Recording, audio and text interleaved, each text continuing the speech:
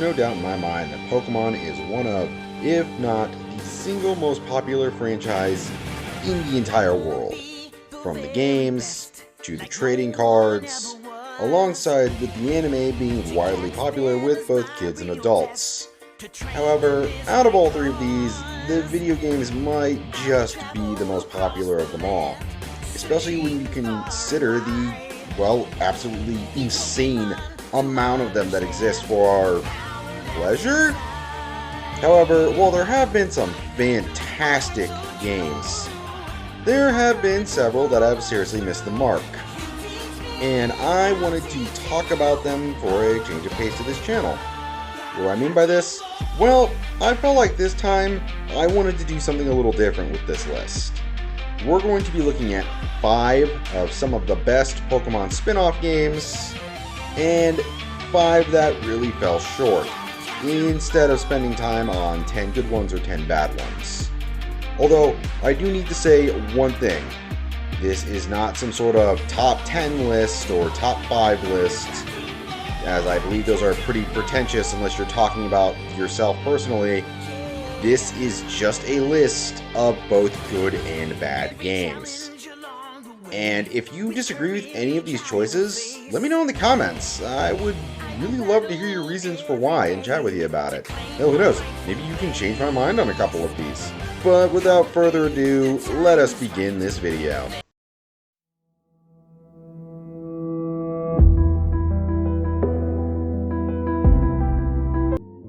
Starting off this list of the worst games is the OG Pokemon Ranger. Now, if I'm being totally honest, this game really isn't as flawed as some of the others on this list. And honestly, this might be the only bad game that I kinda recommend you try out. However, I still am a firm believer that this game belongs on this list for a couple of reasons. The first ever Pokemon Ranger suffers from a severe gameplay problem. You see, in the Pokemon Ranger games, you have to draw circles around the Pokemon to get them to help you. It's a very simple and honestly creative way to tie in the stylus mechanic for the DS. However, there comes a problem with the first one's mechanics.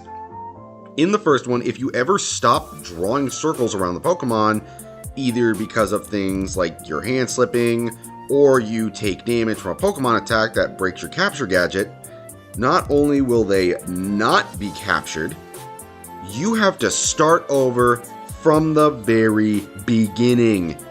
Now, I will admit that this isn't a major problem with the minor mob Pokemon, which take like 3 or 4 spins to get, but the game becomes an absolutely infuriating rage fest when it starts to come down to the boss fights. As in this game, there aren't really any attack patterns to follow, and bosses attack a lot, like almost every couple of seconds it feels like. And they will constantly break the circle and drain your health to 0, or make you have to continuously restart so you don't take any damage. And like I stated before, there's no way of knowing when they attack because this game does not have attack patterns. It turns every single fight into this aggravating slog of a battle. Thankfully, this was fixed in the sequel Shadows of Almia, a fantastic game that I think many people should play. Also, another problem with this Pokemon Ranger game is its story. While it's not terrible, it's certainly forgettable, alongside its kind of meh cast of characters. Combining that with the gameplay I talked about before creates an absolute rage-a-thon of unfun anger that just starts to make the game feel less and less fun the more you play it. God damn it, not again!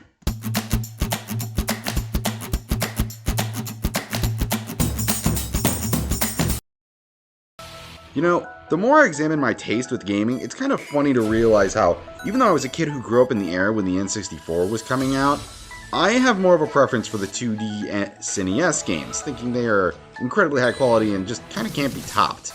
That's not to say that I don't think the N64 was a juggernaut of a system, because let's be honest, this system blew everybody away when it was first ever introduced, as it pushed us all into the third dimension of gaming. And with that came the inclusion of what else but Pokemon games. After all, Pokemon had become a stable juggernaut of a franchise, on Nintendo systems like the Game Boy Color. But what was interesting about this system is that instead of trying to focus a mainline game on it, they actually decided to forego putting any sort of mainline game on the N64 and instead focused on spin-offs. And while these spin-offs could be hit or miss with quality, some being absolute garbage fires like Hey You Pikachu, and some being genuinely good like Pokemon Snap, I personally wanted to give this spot to Pokemon Stadium. I always thought the Stadium games were interesting concepts. While I thought the battle mechanics were fine, I always thought the concept of a minigame collection was the best part of the Stadium games. And I personally think Pokemon Stadium 2 did it the best. Now, there are a lot of things that I think Stadium 2 does right. The UI is a lot better in this game, the challenges in the Coliseum feel a lot more balanced. Hell, even the combat felt a lot better. Even though, fun little fact, that they kind of just reused the same models from the first game. But the absolute best part about 2 was that I felt like it had the best mini-games. As to me, the minigame collections were always the best part of Stadium, so seeing them taken in a logical, improved direction just fills my heart with pure childlike joy. Trust me, if you've never tried out the minigame collections on the Stadium games, I highly recommend you do, either with like an emulator or with an N64 cartridge. These are fantastic and are genuinely fun party games that I personally believe deserve more love than they get. Although, Pokemon Stadium may have one of the greatest things I've ever seen in my life.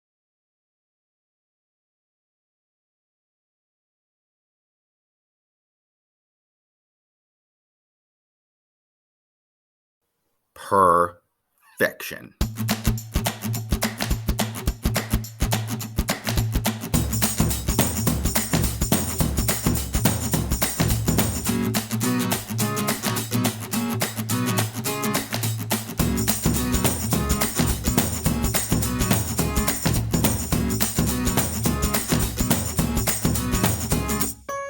You know, the Pokemon Mystery Dungeon games are easily some of the finest Pokemon games in the entire Game Freak library.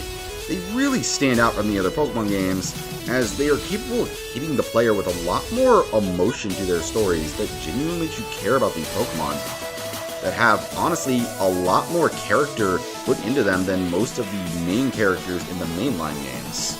They also offer a much more better balancing for their challenge than the new ones where you can just kind of steamroll through blindfolded. But sadly, I do have to admit that I don't think all of them make the cut as the finest games. And the one that doesn't is Pokemon Super Mystery Dungeon for 3DS. Now, while the graphics are pretty good and the combat is still pretty stellar, alongside the humor really landing in certain areas, it suffers from some pretty brutal flaws. The first one I want to mention is how broken the challenge level in this game is. You see, in this game you collect gold bars that you can trade in for Reviver Seeds or Tiny Reviver Seeds, which basically means that death is no longer a challenge considering how easy it is to really find gold bars half the time. Now, you can easily ignore this and just play through it, but you really need to buy them because this game does not balance its difficulty well. Enemy Pokemon hit so hard, it feels like all of them were programmed to hit as hard as bosses, meaning that you go down in a couple of hits if you don't have 20 Reviver Seeds to keep you around. It drives you insane. And another problem with the game is the story isn't as good. It's fine, but because it takes itself a lot more comedically with its writing, a lot of the emotional moments don't hit as hard. The final problem for me personally was how bad the final boss was. I'm going to be getting into spoilers for a minute, but in this game, Pokemon are being turned into stone, and since they're turning into stone, if you know Pokemon lore, you would assume that Utavelle would be the final boss of the game. Instead, you don't fight him. You battle him once in the game, sure, but he isn't the final boss. For some weird reason, they decided to not make the final boss of this game Pokemon, and made it this weird ball of negative energy and darkness instead of Utavelle. As a result, the final boss doesn't really feel like the final boss of a Pokemon game, and more like the final boss of a weird Final Fantasy ripoff. It has a few other flaws, like the opening taking too long, the character dialogue can feel pretty stilted in certain places, and a few nitpicks, but those three I mentioned before were the three biggest reasons it ended up in the worst section. I just couldn't overlook them compared to the other stuff I could.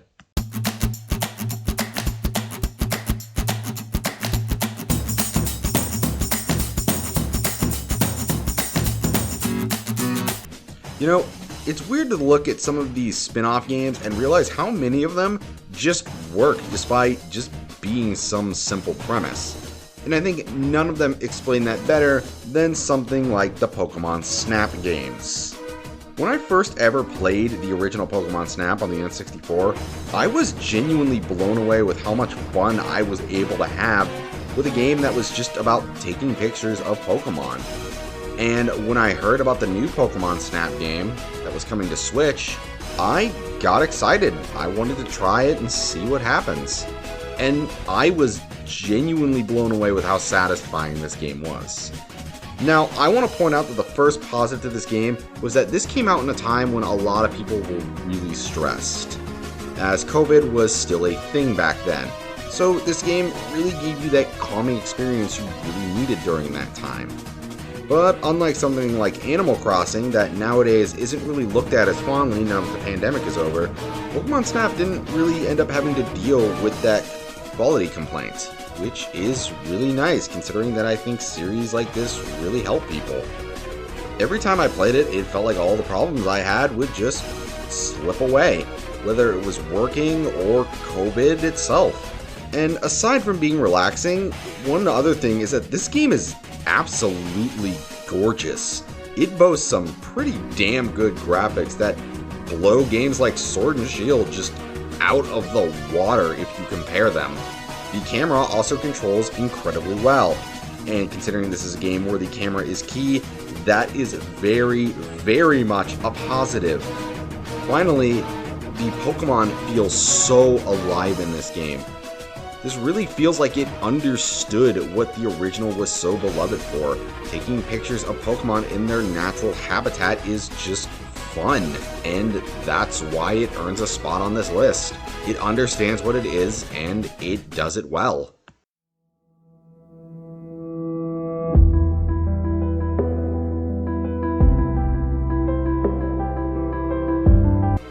You know, I don't think I ever really talk about it all that much, but there's nothing that really irritates me more when you have to pay more than you need to for a game, especially when the game itself isn't all that worth it.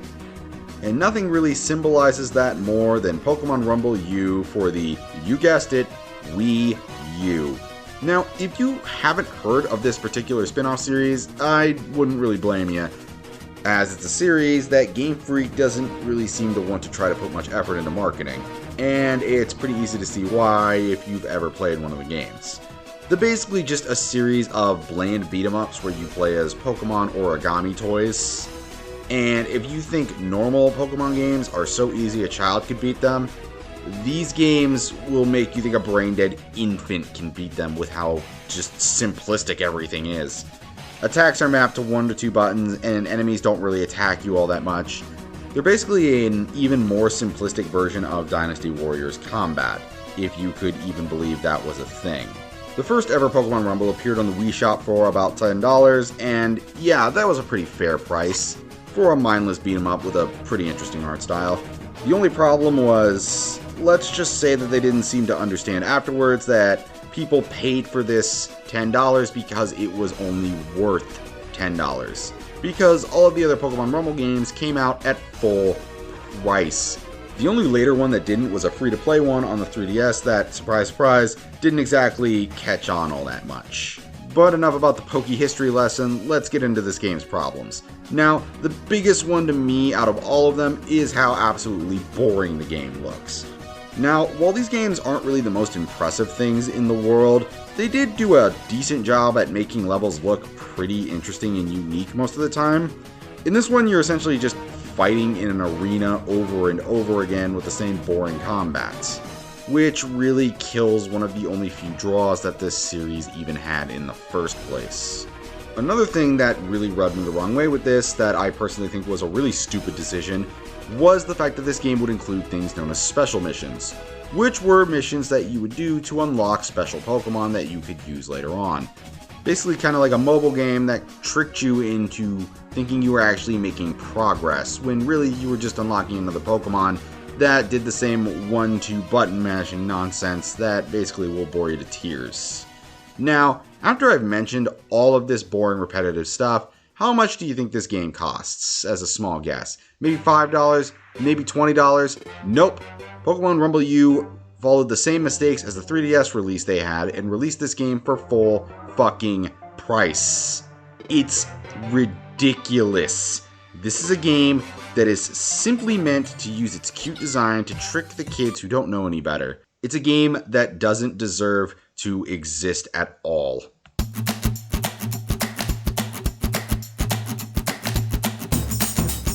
You know, it's crazy when you look back and think about how many series have gotten fighting games. Sonic got one, Digimon has a few of them, and even now, Nicktoons characters can get them. It seems almost crazy as a concept that it took us till the Wii U era to get a Pokemon fighting game of all things. And it was a pretty damn good game if I'm being honest. While I do have some complaints about it, biggest one being the pretty lackluster story, and I may make a video about it in the future, the pros of this game certainly outweigh any of the cons. One of the best aspects of this game is just how well it controls. I was ready for their first ever fighting game to be a little bit on the clunky side, but every character in the game plays pretty well. It feels very satisfying to land combos with the characters, even if they are a bit on the simplistic side. And every single Pokemon you can play as moves like well as you expect them to. Gengar would swim through the ground, Braxton would use her wand to cast spells, and Weavile zips around the field to attack with combos.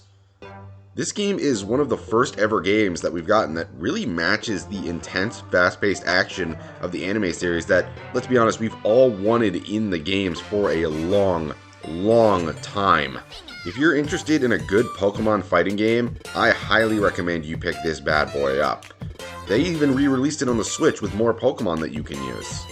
Oh yeah, also, if that hasn't sold you, if you play this game, you can use a special move where you body slam a Garchomp with a Pikachu in a Lucha outfit. What, don't believe me? Here, watch. Fuck yeah.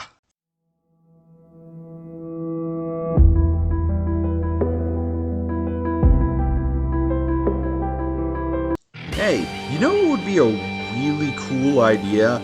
A Pokemon racing game. Like, imagine that for a second. You know, a game where you can choose a fast Pokemon that has a different ability or something, and then you can pit him against other Pokemon in this race for glory. It's really a shame that such an interesting combat got turned into Pokemon Dash instead. Easily one of the laziest Pokemon spin-off games ever made. Everything in this game just holds a resounding meh. How about we start off with the game's biggest flaw, and that's its gameplay. It's literally just tapping on the screen over and over again to guide Pikachu forward. Yeah, that's pretty much it, and you're just racing against AI that never really feels like it knows what it's doing, even in a game where you're just moving forward. Another problem with this game was the maps. They are incredibly boring. And I need to keep in mind that this is the same system that had Mario Kart DS on it. Easily one of the best, if not the best, Mario racing game next to Double Dash. So there really was an excuse for how bad they are. But hey, what about the roster? Surely, Mr. Crimson, they had some of the best rosters around. There were hundreds of Pokemon at this point. They could have probably picked like dozens. Right? No! Instead of choosing from the vast majority of Pokemon we had at this point, they only let you play as Pikachu. Yes, imagine that. A racing game where there's only one single character. That's inexcusable, not only as a Pokemon game, but as a racing game too. I do want to say this though, the game did have a neat idea by using your GBA cartridge and inserting things like Fire Red, Leaf Green, and Emerald alongside Ruby and Sapphire to give you some extra courses, but that's really not enough to save this game. I do hope that at one point Game Freak does try to tackle the Pokemon racing formula again, and I've heard some of my friends mention that Pokepark kind of was that, but I haven't been able to play that yet because I don't have a Wii anymore. Would love to try it though. But in the end, all we got was a lazy cash grab of a game that just tricked everyone into thinking that we were finally going to get a Pokemon racing game.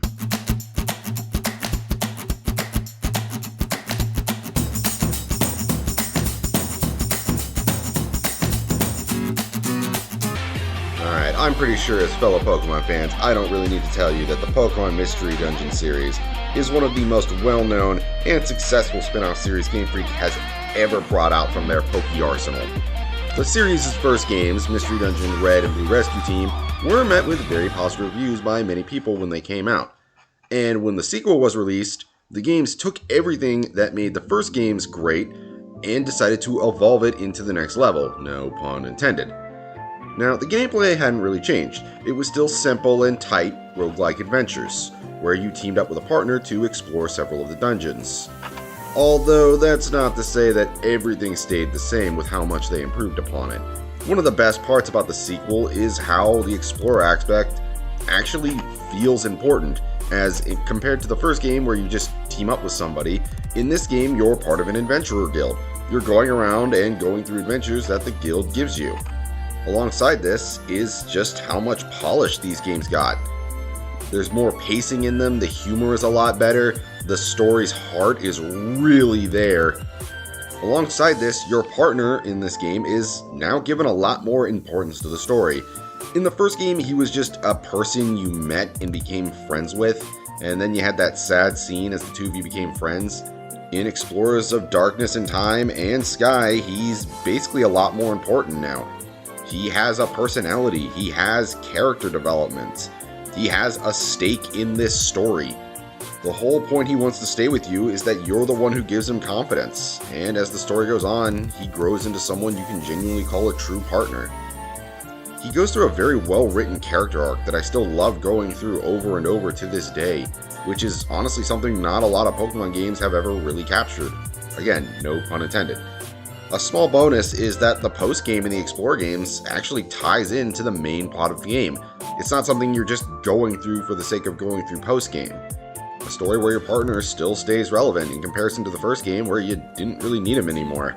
And with all those reasons stated, I hope it's very clear on why I put this on this list. This game is easily one of my favorite Pokemon games, and I wanted to give it the love it genuinely deserved.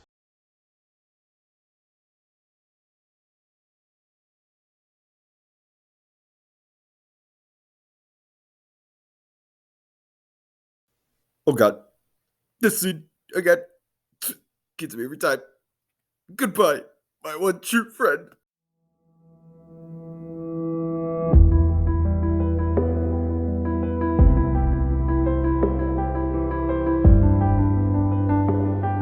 Alright, so we've reached the end of this list, and I'm assuming you've kind of picked up by now the kind of Pokemon games I don't like. I don't like ones that are lazy, I don't like ones that are thoughtless, and I don't like ones that charge you more than they actually deserve to. And right here and now, I'm going to say that this one pretty much does all of those at once. And that game is Pokemon Ranch. I don't even think I can classify this as a game, in my personal opinion. It's more like a glorified storage system that they sold to you for $10 or 1,000 Wii Shop points. I finally had the chance to go back to this for this video because my friend had this and this was something he recommended. But I remembered as a kid liking it, and playing it again, I have no idea why. There's little to nothing to do in this game other than somewhat interact with all the Pokemon you caught. The only purpose it really has is to be basically a glorified deposit area. And that's about it.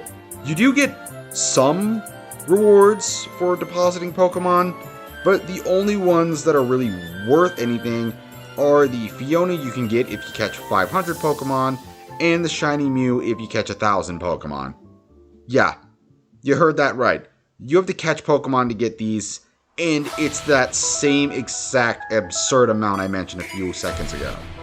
And it's not catching specific Pokemon and delivering them to her or anything like that. You literally have to sink countless hours of your life catching Pokemon or hatching eggs to get them over there. And while that may work for some of the competitive Pokemon players, for casuals they're going to find this the single most boring, mind-numbing experience in all of planet Earth. Oh yeah, not to mention that because this was a Wii game, you had to constantly transfer these over and over again.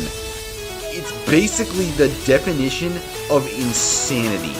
Now, if I'm being 100% honest, this game would not have made the list if it didn't have a price tag attached to it. If this was just a free add-on on the Wii that acted like a goofy, interactive PC box, I wouldn't have really cared or put it on this list. I probably would have made a mention of it as a joke, but that's about it. But this game asks you to pay $10 so you can actively use this glorified PC box. That, my friends, is pure and total bullshit greed. And that is why I think it belongs on this list. Okay, so for this last one, I wanted to focus on something truly special. A lot of the Pokemon games that I've been putting on the best list were certainly games that I have enjoyed and definitely recommend. However, I wanted to save this one for last, considering that I think it's an insanely high quality game, even in comparison to all the high quality ones I talked about. Even to this day, it is my all-time favorite Pokemon game. And that game is Pokemon Colosseum. I know some of you may call me biased for putting this on the list just because it's my favorite Pokemon game. But please, just hear me out while I tell you why this game deserves to be on this list. For starters, the games have a far more interesting world in comparison to the other Pokemon games. Instead of levels filled to the brim with happy characters and bright colors, Pokemon Colosseum has a colder, grosser, grittier feel to its world, with the NPCs holding a more rough, standoffish aura to you. It makes the world that you play through feel a lot more real and dangerous in comparison to the happy fun times you go through in the other worlds. Another point to this game is all of the character designs in it. The main character himself and several of the admins for the villain team have these distinctive outfits that genuinely stick out in comparison to the mainline games where there's not really much difference between the head honchos and the lower, grunts. And finally, the best aspect of this game is how you capture Pokemon. Instead of something like the mainline games, Pokemon join your team by you stealing them from other people. What do I mean by this? Well, in the mainline games, you usually have to go out and catch them in the wild. In this game, the region you're at, the Ore region, doesn't have wild Pokemon. So you're probably wondering to yourself, how do I get the new Pokemon? Well, you steal them. Yep, in this game, you actually steal other people's Pokemon. There's a little more complication to the Pokemon you can capture, known as Shadow Pokemon, and there's a whole lot of that, but that's something that's probably best explained in a full review. Who knows, I may do that one day. There's also a lot more I could get into, but I feel like I would just be here all day talking about how high quality this game is. I could go on about its unique level design, its awesome music, how the combat system is a lot more challenging, and how it introduces some of the best characters in Pokemon. But this video is already pretty long, so yeah, all of those reasons and more are why I think it belongs on this list. Very high quality game. Highly recommend you play it one day, and I'm honestly hoping one day we get a remaster of it.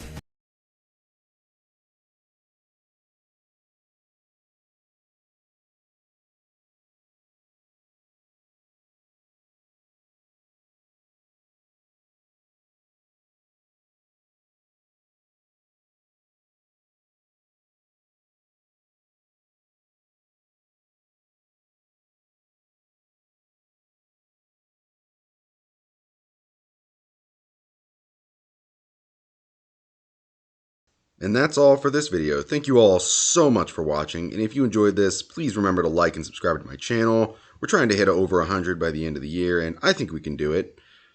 Oh, and if you'd like to see more videos like this, let me know in the comments, and I'd be happy to make more of them.